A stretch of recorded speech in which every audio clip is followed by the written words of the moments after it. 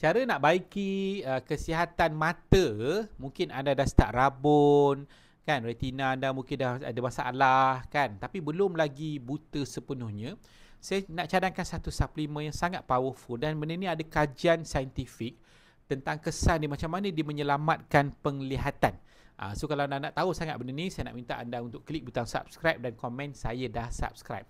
Okey, saya nak kongsi tentang apa? Saya nak kongsi tentang polyphenol blend. Ada satu kajian clinical study yang dibuat. Saya boleh tunjukkan kepada anda kalau anda WhatsApp saya lah nak dapatkan produk. So saya akan explain kepada anda secara orang kata grafiknya, kan.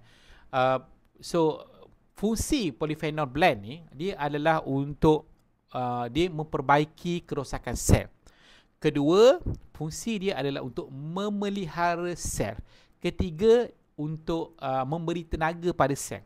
So macam mana dibuat ketiga-tiga ni? Ialah polyphenol blend ni adalah satu-satunya kita panggil phytonutrient. Ni bukan vitamin tau, tapi suplemen lah, yang boleh masuk, boleh tembus ke tengah sel dan baiki kerosakan sel DNA tu. So setiap sel kita dia ada DNA kat dalam programming. So jadi macam mana polyphenol ni menyelamatkan sel-sel yang dah rosak tapi tak rosak sepenuhnya? So ada satu kajian yang dibuat. Dia tunjuk satu sel retina mata yang hampir putus.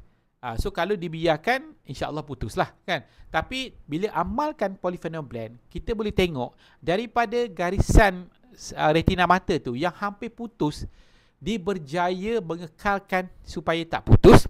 Yang kedua, dia berjaya improvekan sel-sel tu menjadi semakin sihat. Jadi pandangan daripada pandangan yang super kabur kepada pandangan yang kabur saja. Nampak tapi tak, orang kata taklah jelas macam asal. Dia tak boleh nak reverse balik jadi mata tu terang macam budak sekolah. Tak. Macam budak-budak baru baby, kan.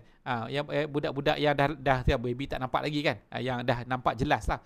Cuma dia boleh melindungi, mengelakkan sel yang tu terus rosak dan memelihara sel tu. Sebab saya rasa ramai orang tak apalah kalau tak boleh nampak terang betul-betul pun, as long as mata ni tak buta, nampak juga sikit-sikit. Jadi saya memang amazed dengan kajian ni yang saya dapat ni, dan since saya pun supply juga polyphenol blend yang high quality macam tu. So memang banyaklah boleh membantu, especially you yang ada masalah rabun. Dan bukan saja rabun saja, you ada masalah lain, saraf-saraf ke, masalah sel lain yang rosak, kan, dia boleh bantu untuk baiki dan bantu untuk memelihara benda tu. So nak dapatkan polyphenol blend untuk masalah mata, kesihatan mata, nak improve kesihatan mata kita ni, boleh hubungi kami di 019-394-9873 secara WhatsApp tau. WhatsApp ataupun boleh klik link yang kami sediakan di bahagian description. Okey, bukan iklan-iklan ubat mata yang keluar kat bawah ni, bukan. Link di bahagian description ada link untuk hubungi kami. Terima kasih.